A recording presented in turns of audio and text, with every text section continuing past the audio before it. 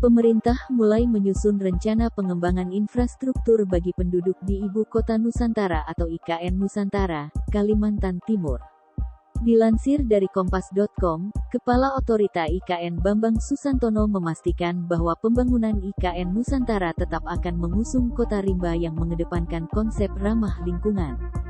Hal ini disampaikannya usai menghadiri rapat terbatas ratas, yang dipimpin oleh Presiden Joko Widodo di Kompleks Istana Kepresidenan, Jakarta, Rabu, tanggal 2 November tahun 2022. Kita ingin, namanya juga kota hutan, kota rimba raya, jadi yang itu tetap kita pertahankan, kata dia dikutip melalui laman Sekretariat Kabinet.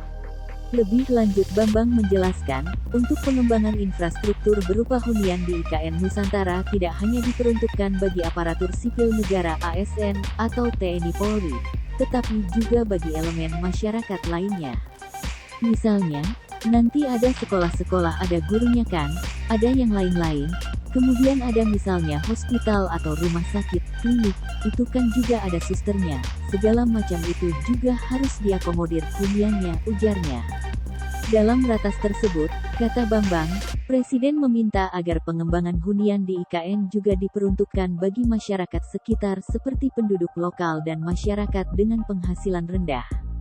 Terkait jumlah populasi di IKN, akan ada sekitar 200.000 penduduk pada tahun 2024. Angka itu termasuk penduduk yang lokal, pekerja, kemudian juga pendatang.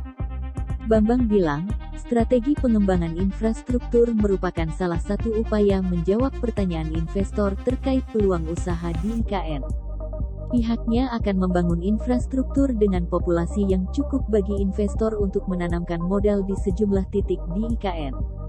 Pembangunan infrastruktur dasar di Ibu Kota Nusantara atau IKN Nusantara, Kalimantan Timur, terus mengalami kemajuan. Pekan ini, Kementerian PUPR akan menandatangani kontrak pembangunan Istana Presiden di IKN Nusantara. Dengan demikian, pembangunan Istana Presiden bisa dilakukan dalam waktu dekat. Sementara itu, pembangunan infrastruktur lainnya di calon lokasi ibu kota Indonesia yang baru ini terus dikebut.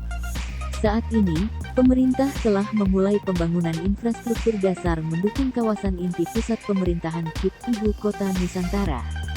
Dilansir dari Kontan, pekerjaan prasarana dan sarana dasar yang disiapkan meliputi jalan dan jembatan, drainase, intake air baku, hunian bagi pekerja dan penyiapan lahan kawasan, land development.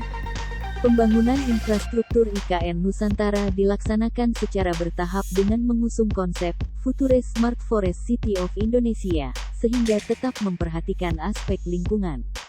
Pada tahap awal di tahun-tahun 2022 sampai tahun 2024, pembangunan yang akan menjadi prioritas Kementerian PUPR meliputi KIP seluas 6.671 hektar.